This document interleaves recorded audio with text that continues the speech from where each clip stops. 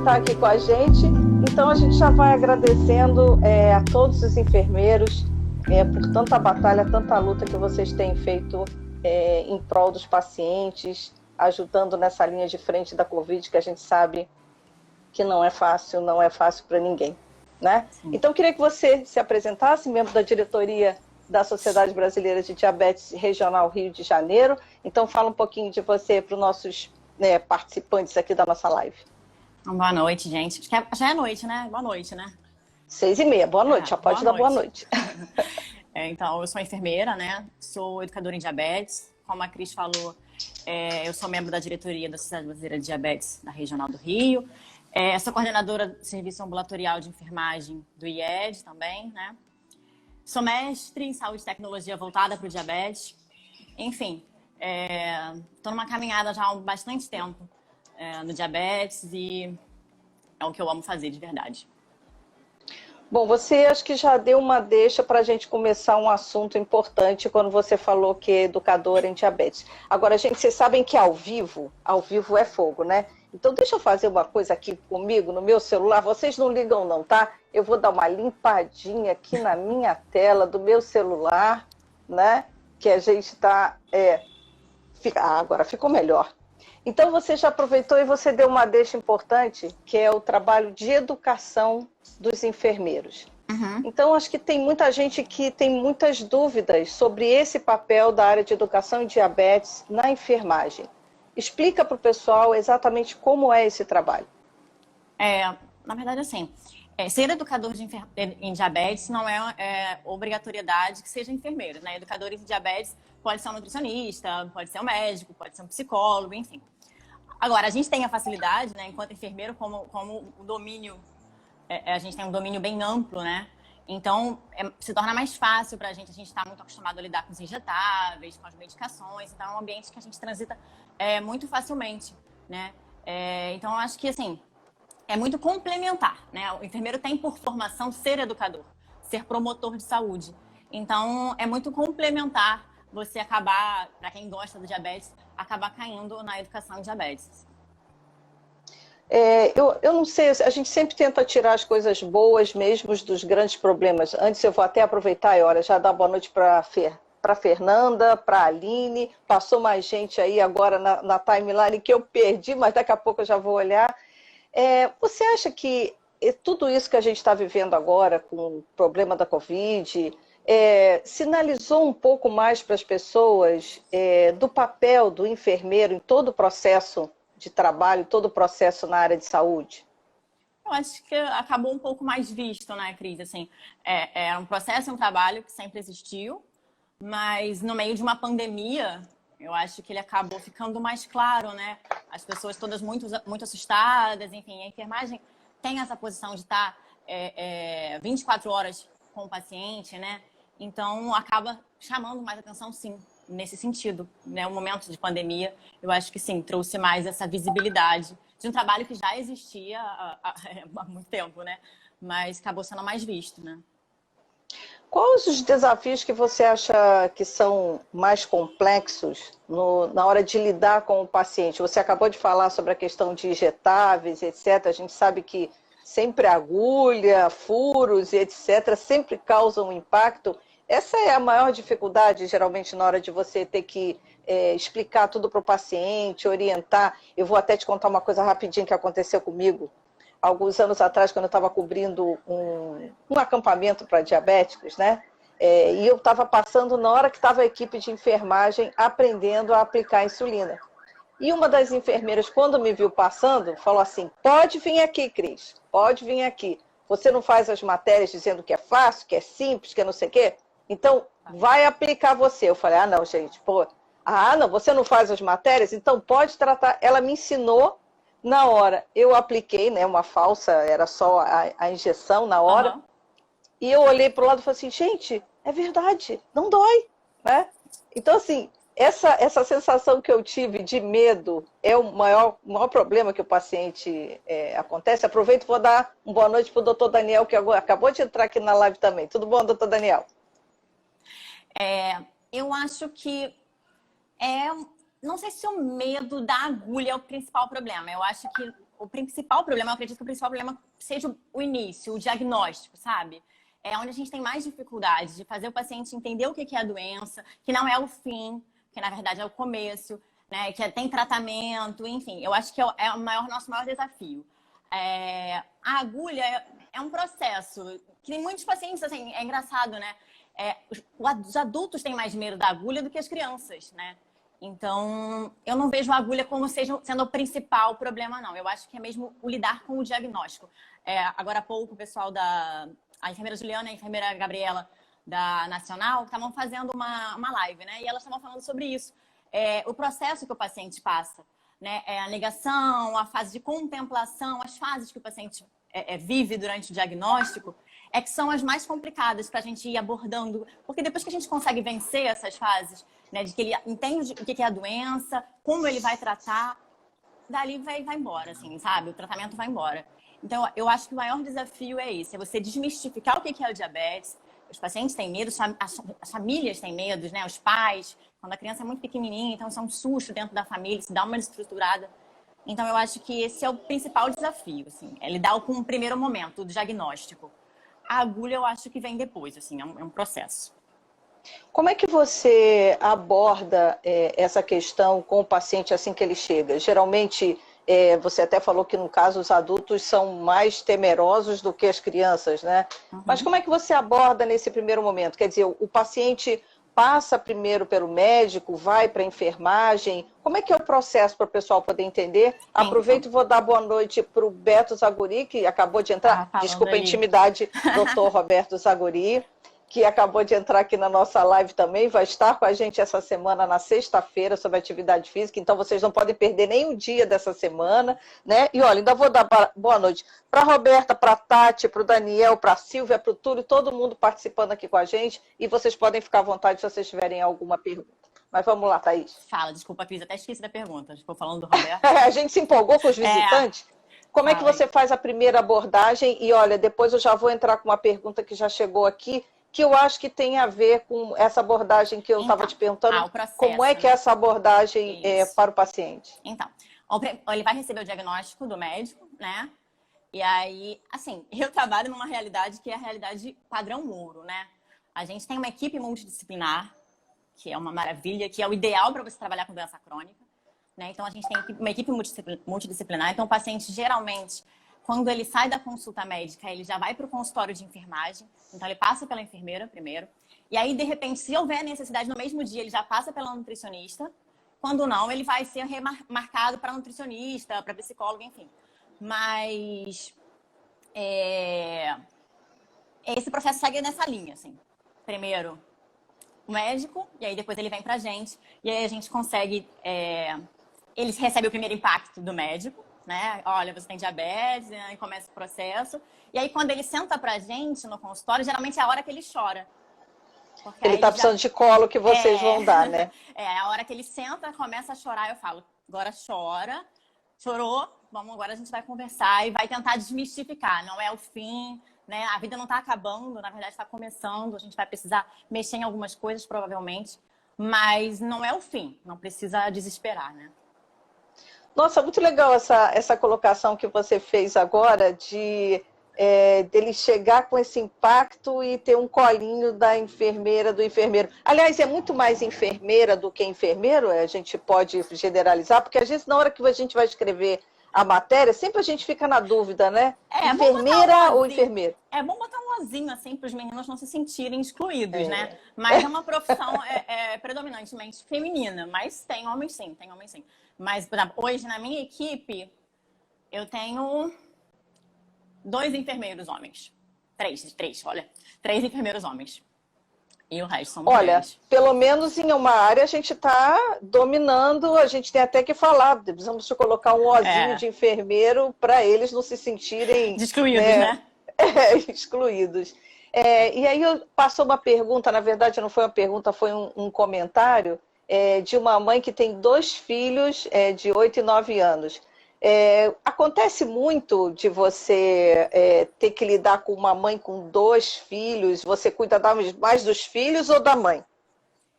Acontece em situações, Cris.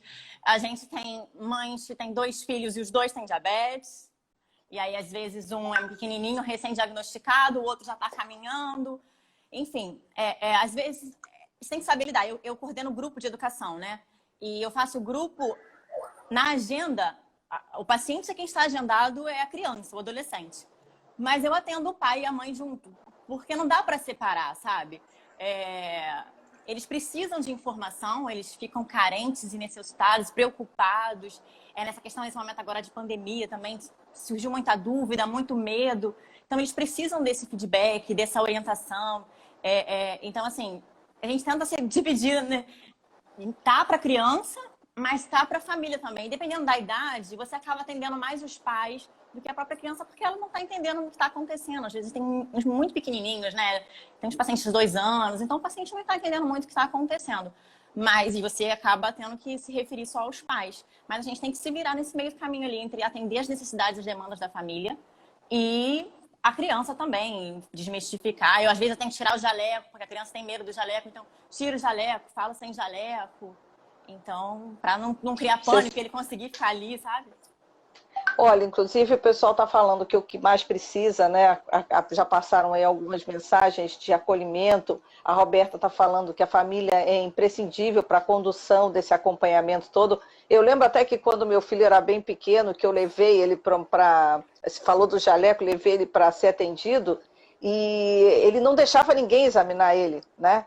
Mas ele tinha uma mochila que era um bonequinho. Pois ela examinou o bonequinho todinho antes, olhou para a cara dele e falou assim, agora posso examinar você? Eu tenho um então, urso. Acho que...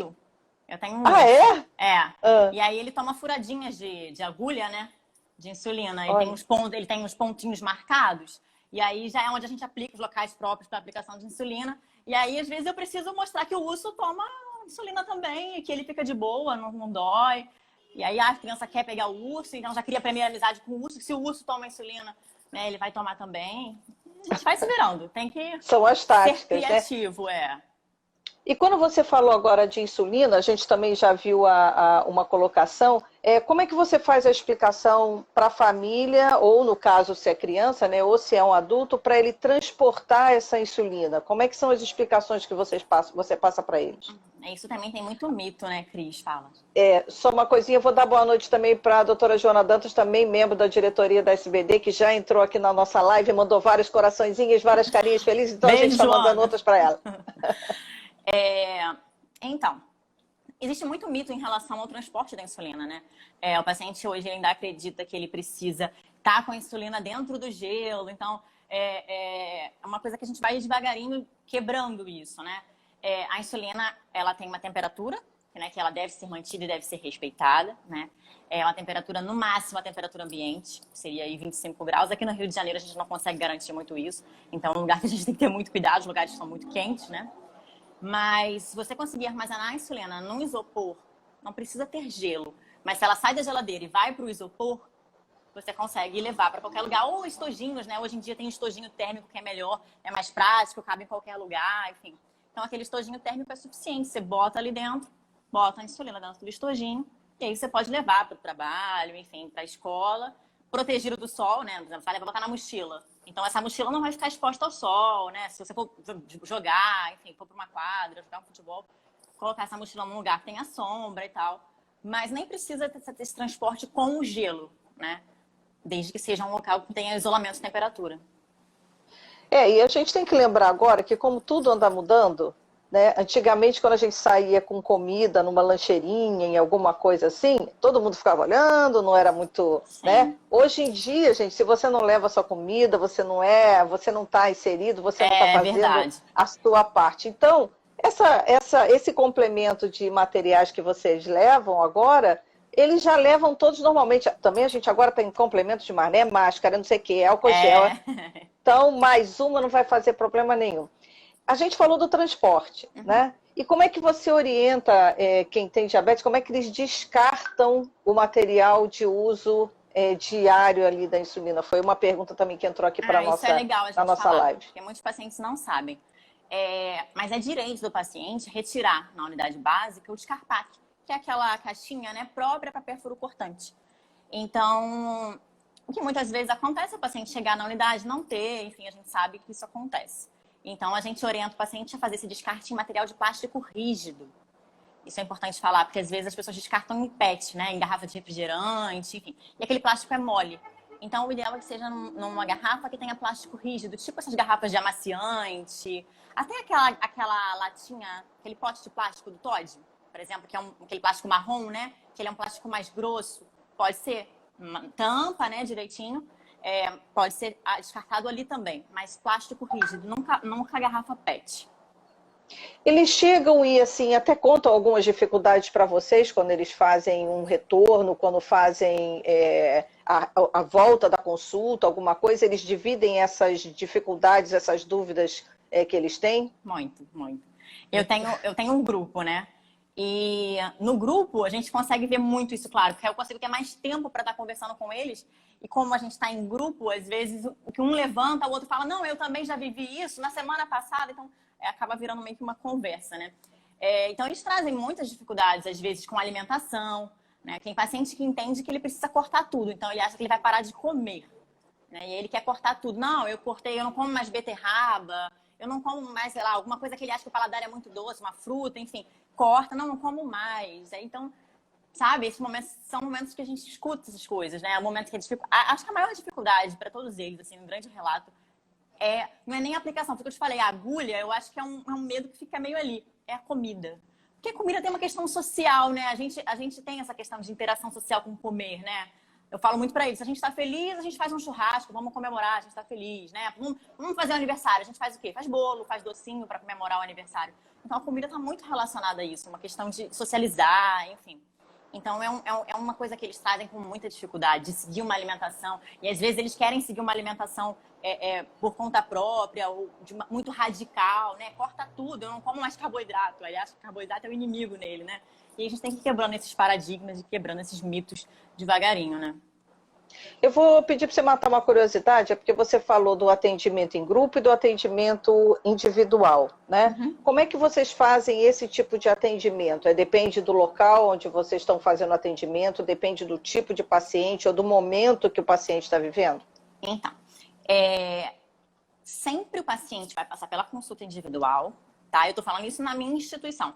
Nas unidades de atenção básica também é essa a ideia que aconteça. Nas clínicas da família, ele vai passar pela consulta com o médico, com o enfermeiro, e depois a ideia é que eles tenham grupos, né? Mas dentro da minha instituição, a gente trabalha desse modo. A gente faz o atendimento individual com o enfermeiro e ele é encaminhado também para o grupo. Porque o grupo é a oportunidade dele falar tudo que às vezes ele não conseguiu falar na consulta, porque acaba tendo um tempo menor, né? É a oportunidade dele também estar vendo que existem outras pessoas com o mesmo problema, né? Isso é muito comum no adolescente. Ele acha que só ele tem aquela doença que é horrível. E aí quando eles sentam na sala e que eles veem outros adolescentes na mesma faixa etária que também têm diabetes, que também estão passando pela mesma situação, aquilo dá uma... Então, assim, a gente tem por via de regra dentro da instituição que o paciente passe pela consulta individual e pelo grupo. É fundamental que o paciente passe pelo grupo, em qualquer situação. Assim, se a gente puder ter isso sempre em todos os lugares, é padrão ouro. Assim. Você falou padrão ouro, agora você falou padrão ouro no início da nossa conversa, né? O que seria o ideal de tratamento? É exatamente o padrão ouro? E o que é esse padrão ouro? Seria isso. É o que a gente consegue aliar esse entendimento multidisciplinar, né? Para tratar doença crônica. É fundamental você conseguir ter junto. Assim, eu falo que sou uma pessoa de muita sorte, porque eu atuo com uma equipe excelente, né? De excelência. E a gente tem uma relação muito boa de troca, né? Então, o paciente vai para o médico, dali ele encaminha para mim, eu volto para ele, olha, não dá, vamos trocar, vamos ajustar, a gente precisa mexer nessa prescrição. Então, o padrão ouro é isso, no caso eu estou falando de atendimento, né? É a gente conseguir aliar tudo ali. Ter um psicólogo, que eu estou atendendo o paciente, ele vem para mim e eu começo a conversar com o paciente e eu falo, não é para mim, sabe? Esse paciente precisa primeiro passar pela psicóloga. A queixa dele agora não é educação. Isso agora é o segundo momento. Aí eu vou lá para o psicólogo e falo, olha, você tem como atender um paciente? Dá uma avaliada nele para mim, vê o que você acha. Tem alguma história ali que a gente precisa ir nessa história? E aí a psicóloga imediatamente dá um jeitinho na agenda, para de almoçar. e atende, sabe? Então, assim, o padrão ouro é isso, a gente conseguir ter esse atendimento que a gente tem dentro do IED é maravilhoso, né? A gente consegue ter uma nutricionista, a gente consegue ter a psicóloga, a gente consegue ter o serviço social ali para dar aquela mão, enfim. Então, o padrão ouro é isso, a gente conseguir garantir um atendimento de excelência, né? Você falou uma coisa interessante que você, depois que o paciente passa pelo médico, ele vem e você começa a identificar. É esse o olhar que o enfermeiro tem caso a caso? Ele faz uma espécie de organização geral e vai fazendo a distribuição em vários momentos de atendimento, é isso? Sim.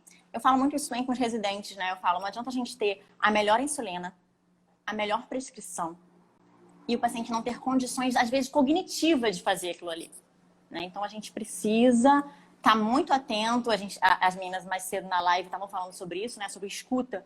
Então, a escuta ativa, ver em que meio aquele paciente está inserido, qual o contexto dele, né? Aquela insulina maravilhosa, ele vai usar?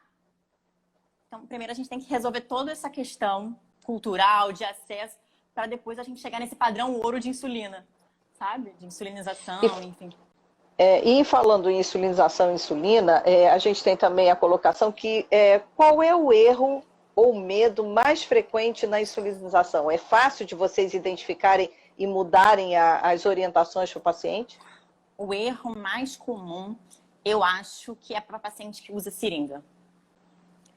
É bem complicado, porque às vezes troca, o tamanho da seringa é diferente, e aí eles erram, não sabem fazer a contagem, erram na aspiração. Então, eu acho que o manejo da seringa é onde a gente tem mais erro no processo da insulinização. E esquema também. Às vezes o paciente não sabe entender intervalo numérico, né? A insulina de correção, geralmente você faz ela em esquema. Então, de tanto a tanto, vai tomar tantas unidades. E às vezes o paciente não entende que de 40... Mas não é fácil não, né? De 150 a 200 está o 170. E aí ele não consegue compreender isso e aí o esquema se torna muito complicado para ele. Então, assim, a gente tem que avaliar caso a caso. É nesse momento que aí eu levanto e falo, vou lá para o colega e falo, olha, o paciente não entende intervalo numérico.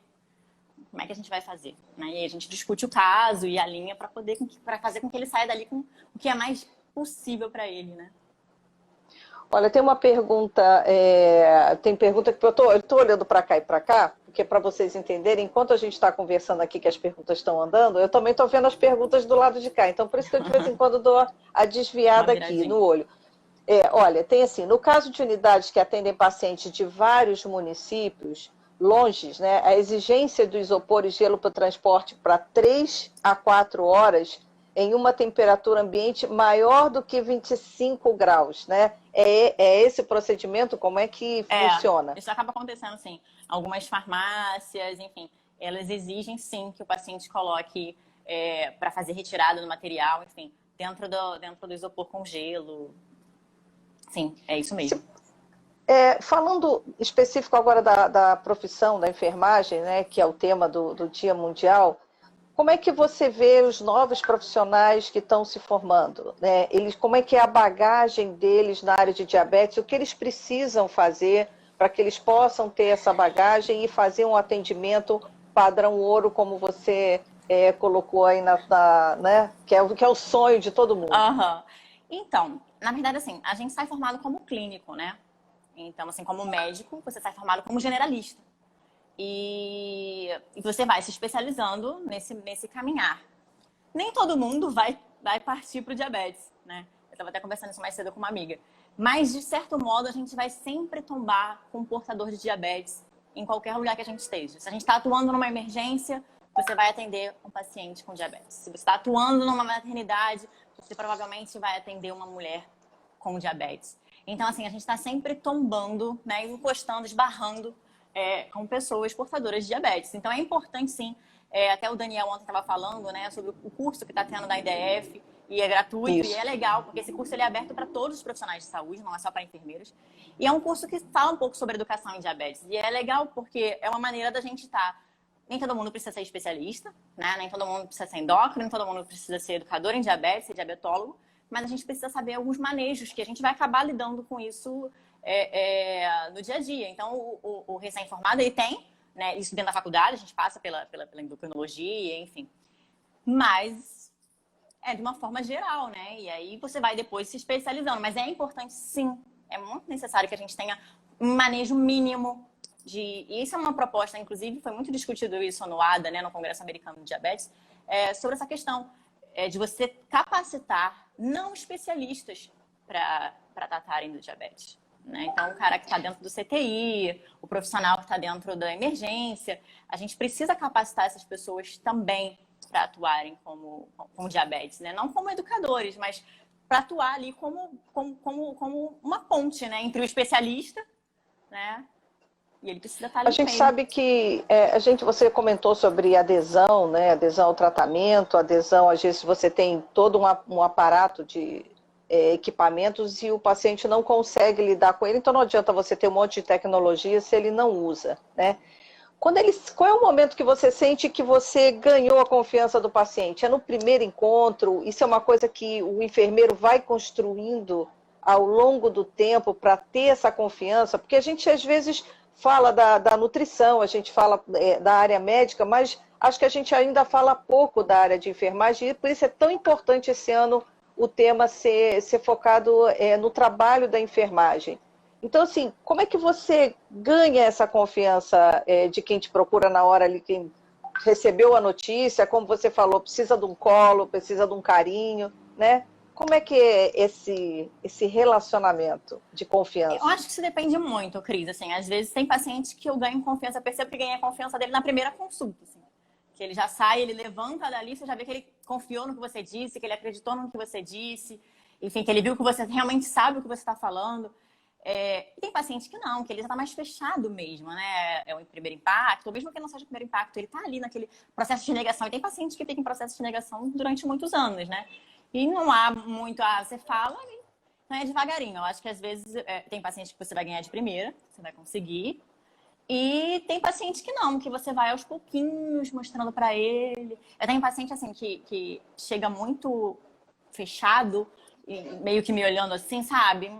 E aí vai passando o tempo, você vai vendo outra pessoa, assim, senta no consultório, sabe? A primeira pessoa que chegou era fechada, uns braços fechados, não tá te dando muita ideia. E aí, com o passar do tempo, você vai vendo que aquela postura vai mudando, ele já começa a te fazer perguntas, e aí você começa a perceber que ele tá se abrindo para alguma coisa ali. Mas é devagar, assim, é um processo que é devagar e que a gente vai conquistando o paciente aos pouquinhos e ganhando confiança, ganhando a confiança dele, né?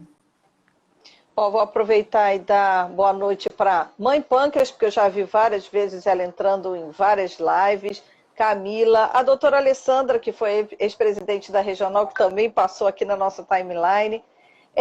Qual é a periodicidade que existe essa... Porque quando a gente fala de consulta médica, a gente já mais ou menos imagina de quanto em quanto tempo, exames, etc. Uhum. Então, qual é a periodicidade desse relacionamento entre o paciente e a enfermagem? Então, a gente está falando de consultório, tá? Então, no consultório, a gente atende livre demanda. Então, se o paciente precisar voltar 5 vezes no mês, a gente vai atender ele as 5 vezes, né? Sempre ele sai do consultório e fala, se houver alguma necessidade, o senhor retorna, porque a gente vai ter um novo encontro e passar tudo novamente. Eu, geralmente, para os grupos, a gente tenta ir agendando de 3 em 3 meses DM1 e de 6 em 6 meses o DM2. E é geralmente esse protocolo que a gente segue para manter. Bom, a gente está entrando aqui na nossa reta final, já são 7 horas. A gente nem sente a conversa passar quando a gente vê que eu olho para o relógio, já está dando 3 minutos para as 7, quase 7 horas. Eu já não gosto Então, de eu falar. acho. Imagina eu, né? Juntou as duas e acho que é muito bom, porque eu acho que a gente, por mais quantidade de lives que a gente tem tido, é um momento que a gente divide um pouquinho, né? Conversa, troca ideia, e a gente tem agora uma possibilidade que é a tecnologia tão grande de poder fazer isso que a gente não pode desperdiçar essa oportunidade, Sim. não. Thaís, queria te agradecer muito. Queria que você falasse umas palavras finais, um conselho, uma orientação, tanto para enfermeiros como para quem tem diabetes. Eu queria agradecer, né?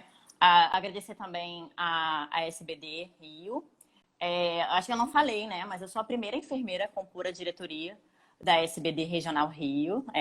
Então, assim, a preocupação da Rosane, quando ela me convidou em ter uma equipe multi, sabe? Então, sou eu, tem a Vilma, que é nutricionista. Então, assim, são olhares diferentes sobre o tratamento, né?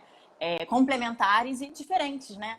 Então, isso é muito legal. Quando a Rosane me convidou, assim, eu fiquei muito lisonjeada, estava muito ocupada, mas eu falei, eu preciso me dedicar e me cansar mais um pouquinho, tem mais um trabalho, mas que vale a pena. É uma coisa que eu amo fazer, então, me senti muito feliz, assim, de poder estar dentro da SBD e colocar a enfermagem nesse cenário, enfim.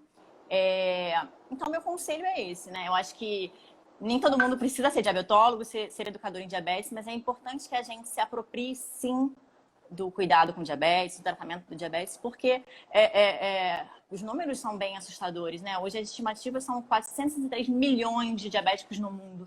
Então a gente vai esbarrar, a gente vai atender esse paciente em algum lugar no nosso caminhar enquanto profissional. Então é importante se aproximar, sim, do tratamento e do cuidado do diabetes. E para os pacientes, não tenham medo. Né? Não é o fim, é só o começo. É só pedir um colinho que com certeza vão encontrar um colinho, não é verdade? E muita orientação. E umas bronquinhas se precisar, só um pouquinho. Então, a gente vai de suave para poder ganhar confiança do paciente, então a gente não dá muita bronca, não. É que nem mãe, né, gente? É que nem mãe. A mãe de vez em quando dá umas bronquinhas, de vez em quando conversa, é mais ou menos por aí. Bom, gente, a gente está chegando aqui ao final. Amanhã a gente está aqui de novo. Temos mais assunto, vocês não deixem de acompanhar os avisos e os informes aqui no Instagram da SBD Rio de Janeiro. E a gente espera amanhã vocês aqui no mesmo bate-hora, do mesmo bate-canal, para a gente conversar sobre diabetes durante a semana toda, e marcar, né, o mês Novembro Diabetes Azul, o Dia Mundial do Diabetes, que é sábado, dia 14. Obrigada pela companhia. Boa noite, gente. Boa noite, Cris. Obrigada. Obrigada.